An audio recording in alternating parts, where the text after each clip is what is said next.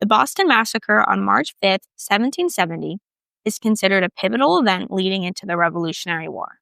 But when asked about it, most Americans don't know more than its defining characteristic of Bostonians rioting after a shot being fired.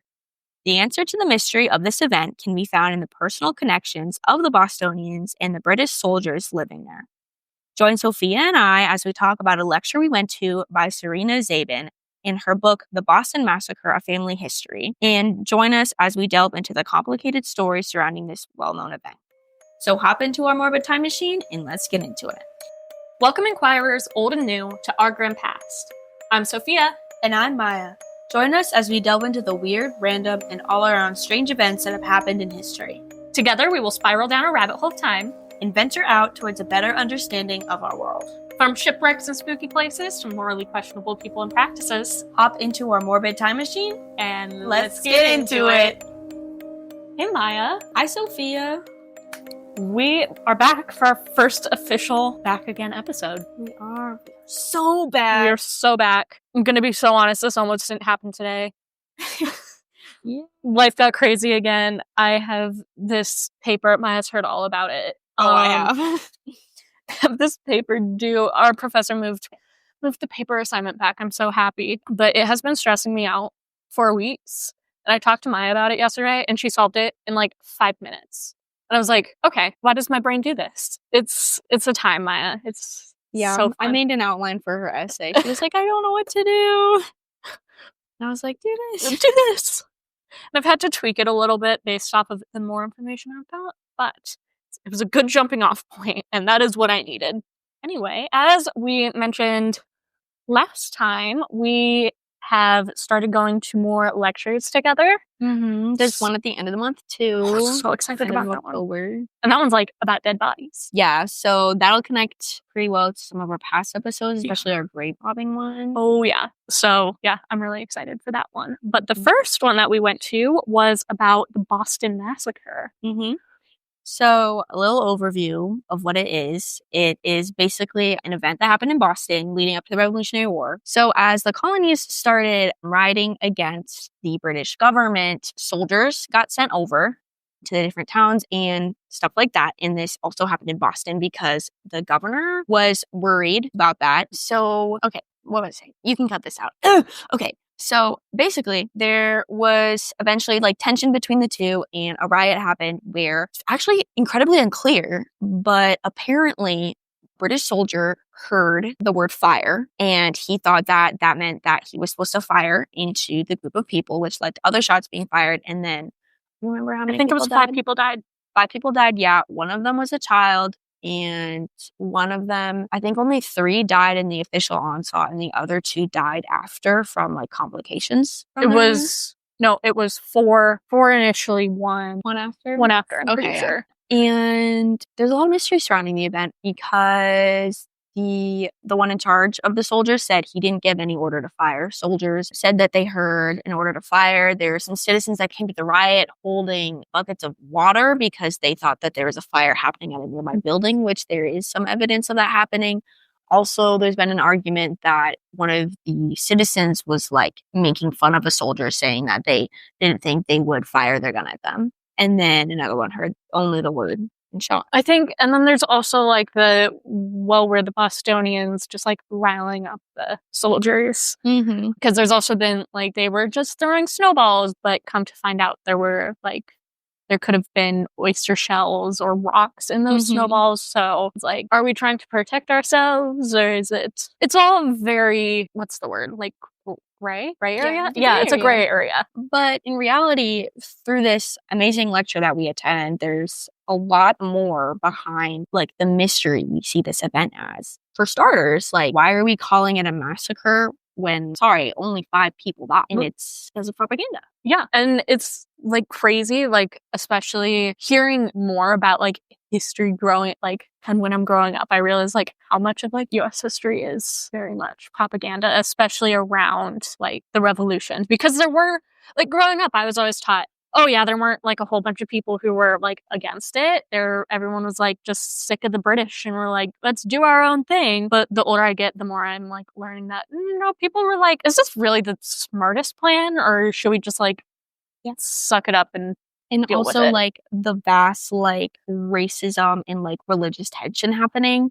And then also, like, literally what happened was that Britain's economy was crashing, and so they did hike up taxes on the colonies, but the American colonies hadn't been paying all the taxes they were supposed to be originally. Oh. They had, like, for, like, 100 years or something, whatever, like, just hadn't paid them. So they were just so used to it Yeah. that when they were started to get taxed, they were like, yeah, they were like, what is no, this? I'm not paying. So there is that, but yeah, I will post a picture of a specific painting that was done that, like, is very, like, dramatic about the Boston Massacre and, like, soldiers and stuff like that, of the people, like one guy's, like, falling and, like, dying in another woman's arms, and, like, there's a dog trying to fight the soldier or stuff like that. But where we're gonna start is that we are gonna go a little farther back than the actual March 5th and look at the months, years leading into it. So, as we mentioned before, the soldiers got called in. What happened was that the only place the soldiers could stay was, like, a farther off island in the barracks, which wouldn't be effective for quelling any riots from the Bostonians, right? And so, well, and I think another important thing to note here too, which was really interesting for me to learn as well, was back then it wasn't just the soldiers traveling like we see now. Mm-hmm. It was the soldiers and their entire families. Yes. So their wives, their children. So not only did the Boston infrastructure have to house these soldiers, they also had to house their families, which is 2 to 3 times more people than you would initially have thought. Yeah. So, like, that is such a actually key point in where our talk is going to go. Yeah. Well, and also at the time, Boston was at their, like, capacity for just the, like, colonists, not to mention the soldiers that would have to come in as well. Yes. So that is something to keep in mind as we continue our talk. And going back to the barracks, they were like, no, we can't do this. But they couldn't technically house them in town without having to pay. And so these soldiers ended up living in apartments and houses rented out, the soldiers and their families, throughout all of Boston, like the entire city. Like, they were just spread out everywhere. So that meant that these British soldiers were neighbors with the local Bostonians. So there's obviously going to be incredibly personal connections here. Oh, yeah. As they interact daily, like, with these people. Like, they're your neighbors. And, like, not all of the relationships are going to be all sunshine and roses, because not all of your relationships with all of your neighbors are sunshine and roses. Sometimes you, like, actually hate your neighbors, and other times it's like you have a very personal, familial connection to them. Yeah, because younger soldiers ended up getting married to women that lived there. Yeah. So, like, they started integrating themselves into this life. And then it brings up the question of, like, after the Revolutionary War, like, what happens to those families? Some of the soldiers did end up deserting the army and joining the Revolutionary Army instead. Because they wanted to stay with their families. Yeah, and, like, so that is just an incredible amount of, like, tension and connections that happened during this. Yeah, and that was, like, another thing that I never really put much thought to, like, right? The romance between the soldiers and the colonists. And There was, and whether or not that was, like, a thing. What were you going to say? I was going to say there's a really fun story that the author mentioned, which was there was this guy he was a British soldier, and he had apparently multiple affairs, but specifically with this one girl whose, I think, grandfather was a part of the Sons of Liberty movement, right? I think so. And so they were, like, sleeping together, which was a big no-no because they weren't married. And then her grandfather literally walked in on them and then chased him around with, like, an axe or something. And so then this British soldier had to marry her because of that. But then, like, everyone was against it because they're like, what? No. Yeah, and then they ended up getting divorced, like, 2 years later or something, right? I don't remember a divorce. Or was it? Oh, they did, because there's records of him then being in, like, Florida or something, but not her. So they ended up getting divorced later. but he released like a book about all of his affairs and like the tea. Like, and he put the on a Reynolds play, pamphlet times like 7. So that's just one example of that. But no, wasn't he, I feel like, didn't he do that and like he was like arrested and then he was like, well, fine, I'm just gonna write my life out. Like, Yep. have fun. He did do that. But it was also like very comedic, I feel like. Yeah, no, in our notes, we have him labeled as Mr. Memoir. Oh my God, wait. Yeah. And there's like records of like women like, oh, look at that hot red coat. I love him so much. Like, so that's just really funny. On this like vein of thought, it's that when we learn about the American Revolution, I was talking about earlier, it's like, oh, we were like fighting against the taxes And the like, injustice of this. Like, it's very like legal war fight, all this stuff. But like in reality, like it's very, very personal because some of these colonists didn't want to go against the British government. Some of these people still had connections over in England and stuff like that.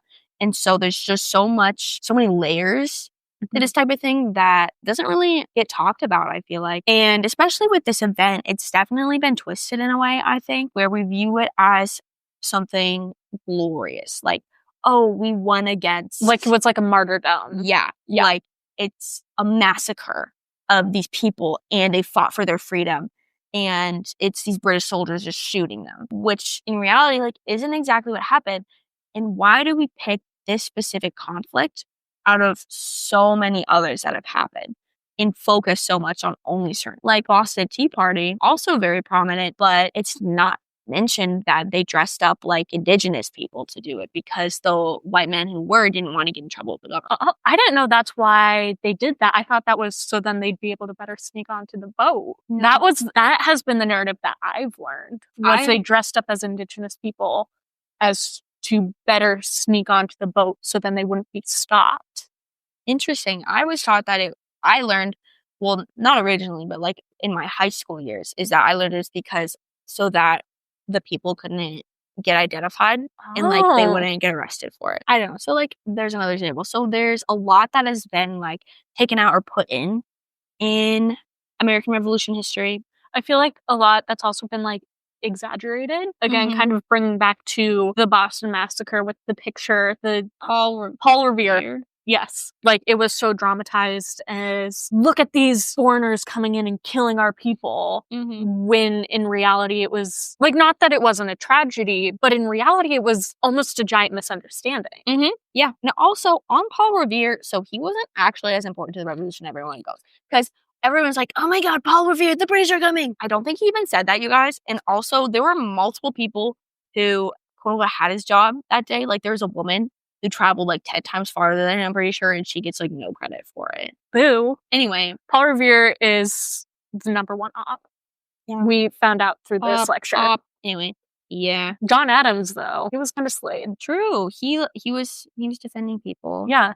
He actually took up the role of defending the British soldiers, which at that time was very unsavory, especially as someone who did believe in the revolution. They're like, well, why are you doing that?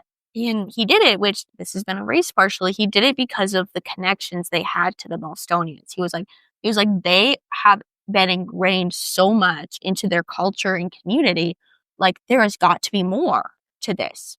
And the other part of that, too, is he did also believe that they are still people. They still deserve the same rights, even if we are kind of feuding with them right now. That just because we disagree with them and just because we're angry with them doesn't mean that we should just throw them to the wolves, which is, I feel like, is a really important thing to keep in mind in this day and age, too.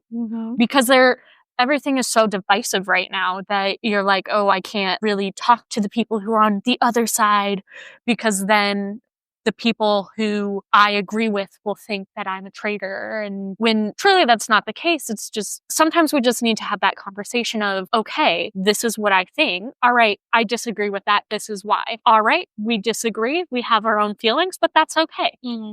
We can still coexist. It doesn't need to be a fist fight every time. On that note, actually, and unfortunately, I will always bring this back, religion, culture, because oopsies, I'm a religion major. Do you know John Locke's Circle of Toleration? No.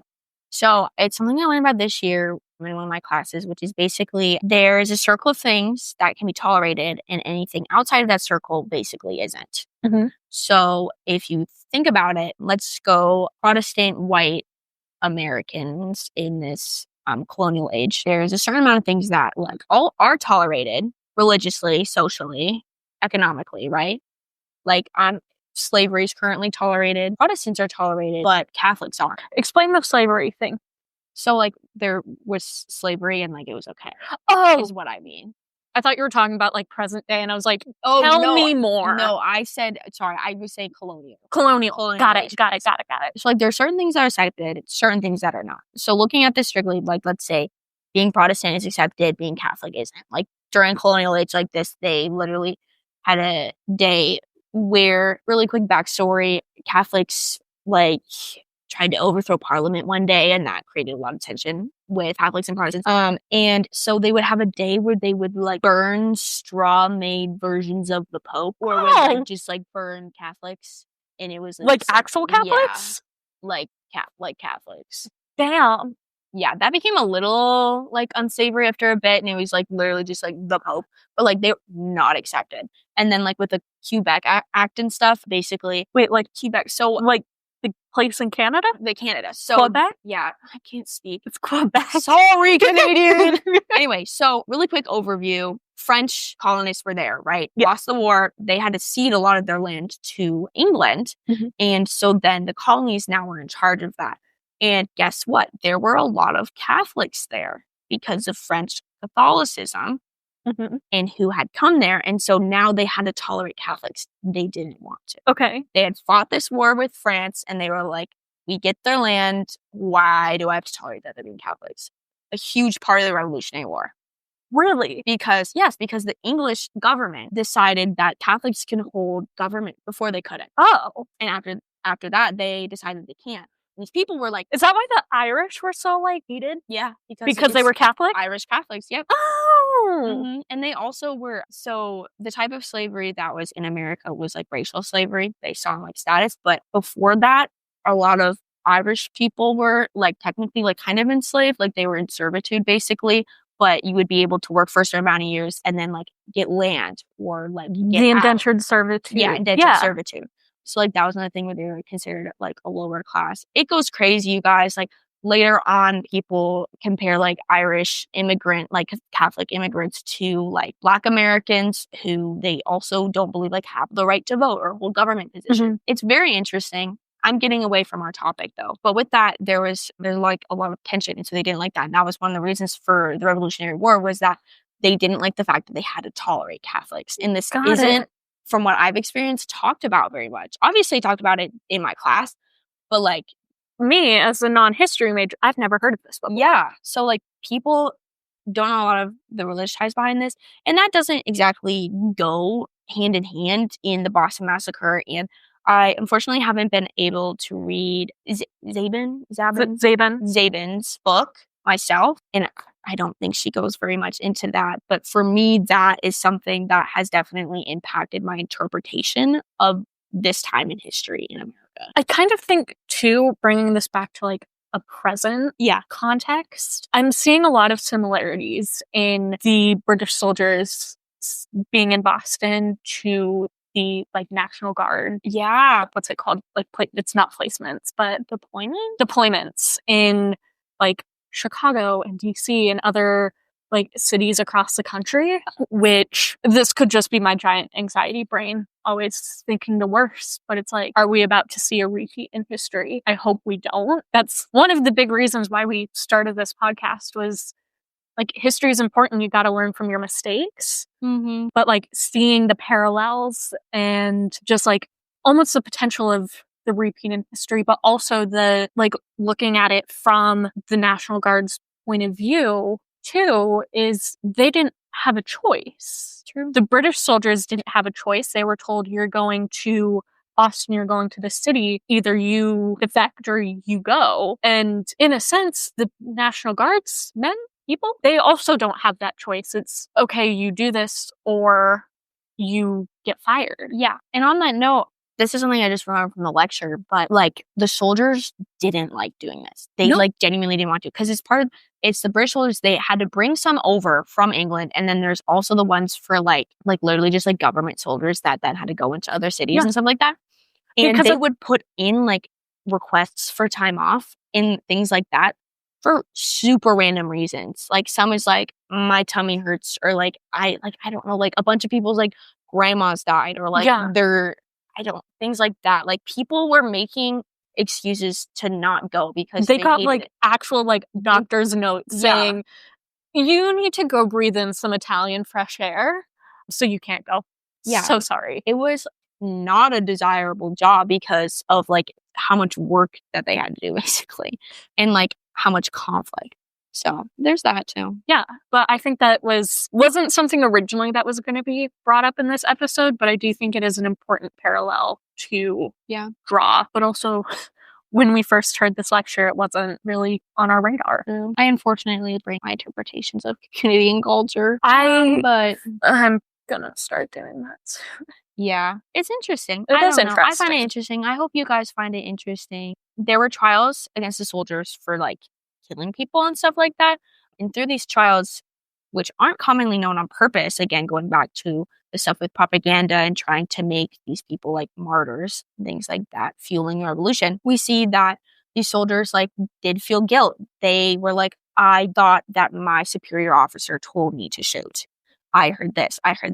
It was very confusing, very personal, because these are people they knew. The Bostonians rioting knew every single soldier there personally. The other thing that I found interesting was in the trial, they actually separated the superior officer and the rest of the soldiers. And at the time, the soldiers were pissed because they were like, we were only doing what we were told to do. Mm-hmm. That was our whole defense. Why does... Because he's just going to get let off, and then what happens to us? Exactly. And then, in addition to that, something that was really cool, I think, is that at the funerals, like, there were the British soldiers. Like, they went to pay their respects to the dead. Because, like, again, like, they knew them. Like, this is, like, that's the whole thing. This is their neighbors. This is communication. They're their neighbors, their friends, family, things like that. And that, I think, is so important when you're looking at history, all aspects of history. Like, human connections and human stories are so important to that, and it's often lost in the timeline of facts that were given. And history is often taught in a black and white format, where it's, you have this one side, you have this other side. There's no enmeshing of any of them, when in fact there is often quite a bit. So you have to also think about, they aren't just events, but they're people too. And there's a lot of people behind the events. And like, have some grace, have some empathy. Yeah, it's important. Still today too. It's very, especially today. All right. Thanks for hanging out with us for our first episode back. Join us next time, where we will be discussing the new-ish, it came out a few months ago, Netflix documentary that goes over the Titan implosion that happened, what was it, 4 years ago now? Three, but no, super excited. Thanks for listening. Remember, stay curious. Bye. Thank you for joining us today. As always, all sources will be listed in the show notes below. Be sure to subscribe so you won't miss out on our upcoming discussions. Join us next week as we delve into the intriguing depths of our grim past. Stay curious, there's so much more to uncover.